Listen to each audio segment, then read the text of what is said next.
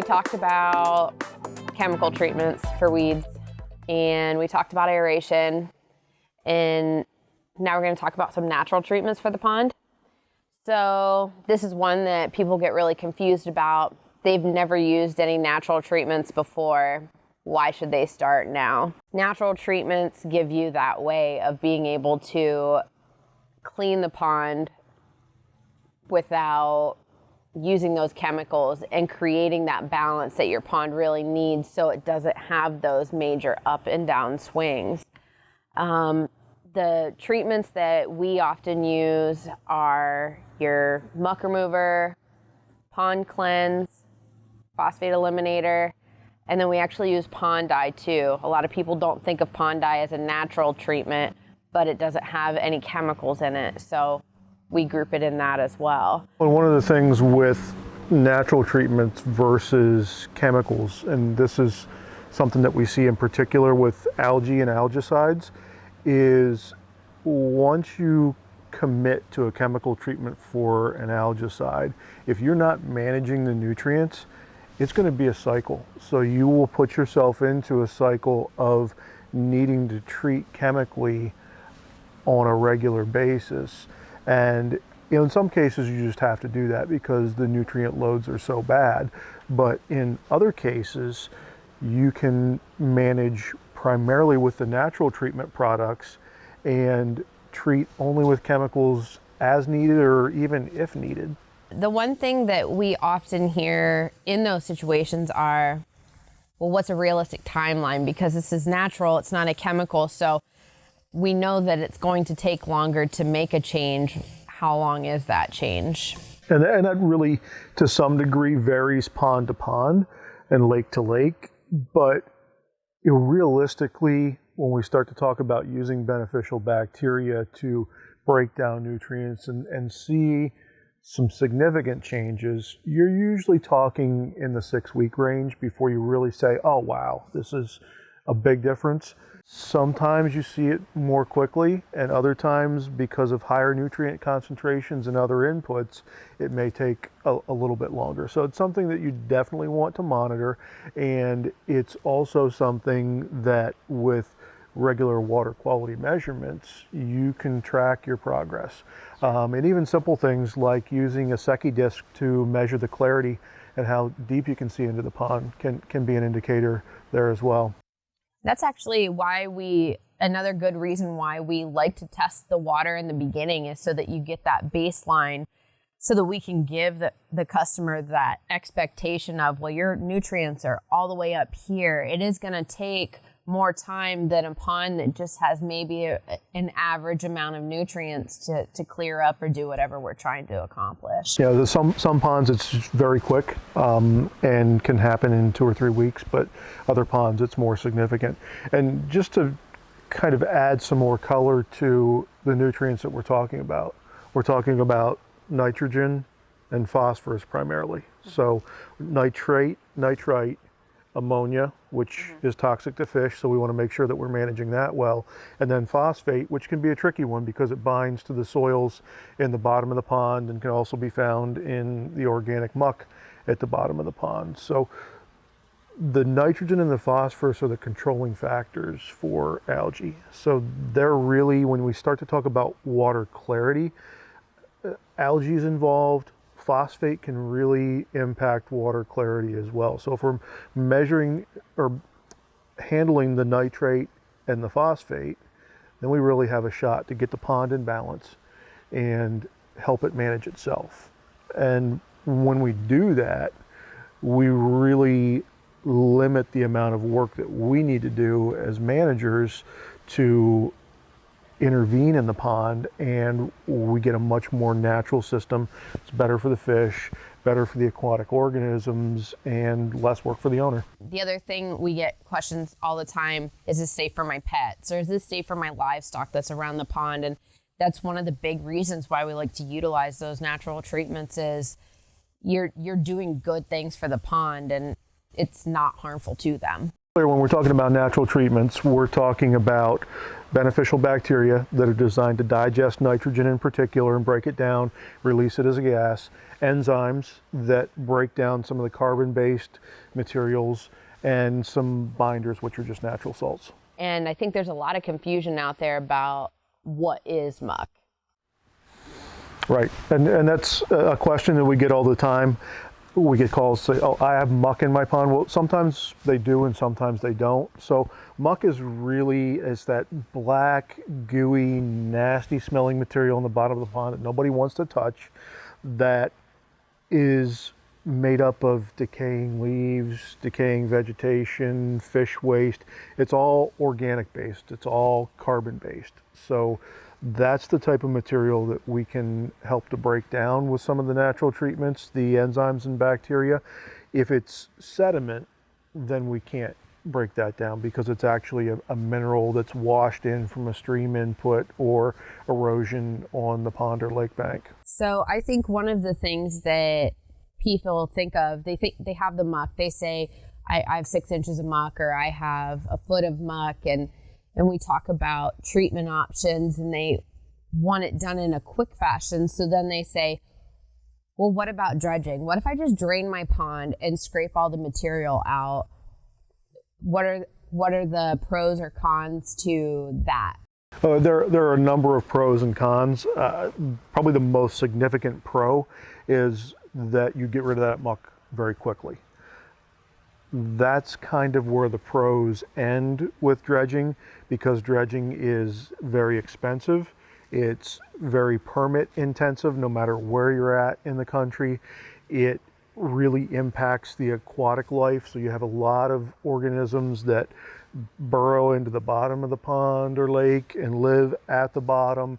You're disturbing that. You're creating a high sediment load that needs to be managed before you can discharge that water. So any of the dredging methods, whether it be drain the pond down and bring heavy excavating equipment in and physically remove that material, or using a hydraulic dredge, which stirs the bottom material up and sucks it out and pumps it to filter bags, they're both very, very invasive and very, very expensive. So if we can avoid that by using the natural enzymes and bacteria in muck remover, then we both save cost. It's a long-term management tool that should be used on a regular basis so you don't ever have that accumulation, and it just doesn't have the negative impact on the aquatic life. You mentioned muck remover. Muck remover is a pelletized bacteria treatment that is used to consume that bottom waste. It's bacteria and enzymes, and you measure it out based on your pond size. You can either target treat just the shorelines, or you can treat the entire pond, but we do recommend aeration if you're treating in those deeper areas. The muck remover is going to consume that waste that's at the bottom, and it's not a one treatment and done. You can't just throw the pellets in, hope to see results next week, and your muck is gone. It's going to be a full season of treatment to see those results, but it's a great way to do it without messing with the habitat of the pond, the balance of the pond. And one of the questions that we often get is, if I use muck remover, is it going to reduce my weeds? And it's a little bit more of a complex answer than you would think at face value, because while you're not going to eliminate the weeds with the muck remover pellet, there's nothing chemical, there's no kind of herbicide in the muck remover pellet. What you're doing is you're taking away the nutrient source for those weeds. So over time, you're eliminating the bed for those weeds to grow in. So you may need to do an aquatic herbicide treatment initially to remove those weeds. But then if we're taking away that, in essence, soil from those weeds and the high nutrients from those weeds, there is a lower likelihood that they're going to recur or that they're going to be as bad.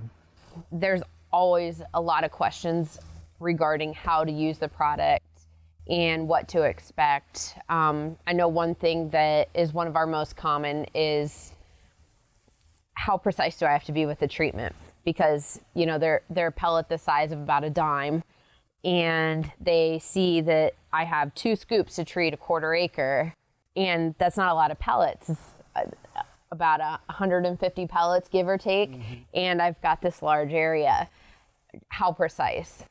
So it's a great question, and you really don't need to be that precise. You just broadcast them over the area that you want to treat, because as with all of our beneficial bacterias, this product's going to multiply. So, bacteria don't swim, but they do move with the current. So as long as there's any kind of motion along the bottom, wave action, or if we have an aeration system, we know that the water's moving. The bacteria are multiplying and doubling their population sometimes in as little as an hour. So once those pellets are in and they start to dissolve, those bacteria are moving out and away from the pellets, and they're going to work on the muck all along the bottom. So it's not something where you have to be very precise at all with the application. Is this something that is going to harm anything in the pond then? No, it's completely natural, and it's completely benign to turtles, fish, the other bacteria in the pond, any of the crustaceans, and any other organisms that are in there. It's a completely safe product. It's safe for even pets. So pets, livestock can continue to use the pond or lake for a water source even after it's been treated with muck remover. One of the biggest questions and mysteries is, where does the muck go? So the bacteria are actually pretty amazing in the way that they work, and the enzymes are as well. When there is carbon-based fibrous material in there, so think of leaf stems and leaf matter and things like that, the enzymes actually break that down into a form that the bacteria can then digest. And the bacteria digest that and release it as gas. So they're separating the carbon from the other components and releasing that as gas, and they're also releasing some nitrogen gas as well. I'm throwing the pellets in. They're dropping down to the bottom. So does the bacteria stay at the bottom then? Is that? So the bacteria doesn't really stay at the bottom. The majority of it does, just because that's where it's ended up. And as we talk about, there isn't a lot of movement of bacteria unless there are currents associated with it. But the circulation in the pond will move some of the bacteria to other portions of the pond.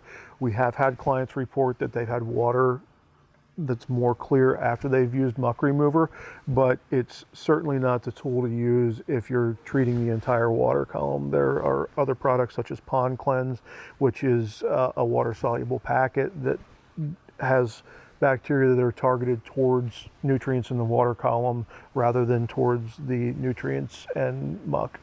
When you're using the muck remover, and say you're using it just as a standalone treatment for a pond, what are those things that you would say, besides the obvious of getting rid of the muck itself, what are some of those benefits that that's going to provide for your pond? And again, it's one of those things that is very individual, but there are some broad generalizations that we can make as well. And as we use up those nutrients, as we take that muck out of play for the pond, you can see improvements in dissolved oxygen. You'll likely see fewer algae blooms, and again, that's a combination of both nitrogen and phosphate. So the muck remover is handling the nitrogen side of that equation, and we have some other very safe ways to handle the phosphate side, and phosphate's often limiting when it comes to algae. So you're going to see some reduction in algae, probably improved water quality, if not because of the decreased nutrients, because the muck is actually being converted into a more dense material that's more firm, so it's less prone to being stirred up and clouding the water. Okay. So in particular, if you use it in a dock or beach area, the ground's going to become more firm. Little Susie isn't going to step off the dock and go into her knee in muck because it's more solid and it's been digested away. And the black organic muck that we see when wildlife or kids or adults wander into the pond, or dogs are notorious for this, go into a mucky area of the pond or lake, it's very soft and fluffy, so they have a tendency to get in deep. And as a dog owner, it's not fun when your dog is covered in black stinky muck to try to have to wash them off. And I think that's one thing that I often tell customers is one of the first things that you can see that there's a difference, or know that there's a difference. It's not that you actually are seeing that reduction of the muck, but you're feeling that difference because the ground is starting to firm up more. And our crews, when they go out to measure muck in a pond or lake, will actually use a probe and probe the muck, and they can feel that soft layer, and then they can feel the hard pond bottom. Once we've started to treat with muck remover, it's much more difficult for them to feel a difference there because it's all much more solid. And one thing we didn't touch on, but there are clients that have issues with leeches in their pond. And they ask, how can I manage the leeches? And there's not a lot of great options out there for managing leeches, but leeches love the muck. And so if we can get that muck out of there, that's a really nice added bonus that is actually, in essence, leech control too. Sure. So we talked about the muck, but then the other component is water clarity. And you touched on the products with that. If someone is calling in and they have an issue with water clarity, it's not just as simple as saying, use this and your pond will clear up in X period of time. There's a number of different types of clarity issues and causes of those clarity issues. There are, and one of the things that we really have to separate out at the beginning of that conversation is this very fine sediment, clay particles, and silt particles from a storm event or erosion, or is it nutrient related and you're starting to see evidence of very small algae clouding the water? And there are two different approaches there. The first approach, if we have sediment in the pond, is to use a pond clarifier product that is a flocculant that in essence takes those very fine particles that you can't really see, but they're clouding the water, and makes them sticky. So they clump together, and when they clump together, they become heavier and they settle out of the water column. So if there's a sediment problem and we've controlled what's stirring up the sediment, it's usually a 2 to 3 treatment process with pond clarifier to settle that material out to the bottom and clear the water. Now, we often with sediment issues run into a situation where either catfish or turtles or grass carp or other bottom loving organisms are rooting around in the pond bottom, so that can be kind of a tough cycle to break. So we need to think about that if we have a sediment problem and there's not an obvious source like a thunderstorm that spewed dirt into the pond. The nutrient caused water clarity issues are treated in 2 ways. So we have the Pond Cleanse product, which is a blend of 8 different strains of beneficial bacteria that digest the nitrogen, and they also act as somewhat of a natural flocculant. So it's not our first choice if we know we have only a sediment-based clarity issue, but if we do know that we have a nutrient issue, Pond Cleanse is the first place that we go because it kind of takes care of 2 birds with 1 stone. It deals with the nutrients and it deals to some degree with the sediment. The other product that we use in that situation is Phosphate Eliminator, because phosphate contributes to the cloudy water. It also contributes to algae growth, and it can be those single cell algae that are causing the water clarity issue. The Phosphate Eliminator actually binds the phosphate particles to the phosphate eliminator and drops them to the bottom of the pond and clears it in that way, and also reduces the amount of nutrients available for algae growth. I think to take a step back, some of the first things that we ask when someone calls in about clarity is very basic. What color is it? Because then it helps us to go down those paths. So is it brown water? Is it gray? Is it green? Because those can give us some hints. Doing the water testing so that we can determine if high nutrients are a factor. Doing a bottle test with taking some water and seeing if the sediment settles out gives some additional insight as well. So those are some good first steps to determine which direction we're going with that. Exactly. And when we think about using something like the pond cleanse, those beneficial bacteria are very similar to the muck remover bacteria in that they multiply very, very quickly. So a single packet that we're putting in has billions of bacteria in it. That's with a B, billions. And those bacteria multiply, multiply, multiply until they're at a point in the pond population where they're consuming so much of the nutrients that they don't have enough nutrient to sustain themselves. And then they start to essentially feed on themselves, which is why with a pond cleanse product, we're doing a 2-week application cycle so that we don't have the ups and downs of that population of bacteria. We're really kind of leveling that bacteria population off so that we can control the nutrients at a much lower level. So this is kind of like a preventative maintenance type of treatment. Phosphate Eliminator should be looked at as the same thing. If we were talking about humans, we'd be talking about a daily vitamin that takes care of a whole variety of things and just ends up giving you a much healthier situation for your pond. So we talk about pond cleanse, and I think a really common question we get, because like you said, it is also a bacteria like muck remover, where that breakdown is, and really the pond cleanse is a bacteria packet. It's in a water soluble packet, is just thrown into the pond, really simple. It's that easy? It's that easy.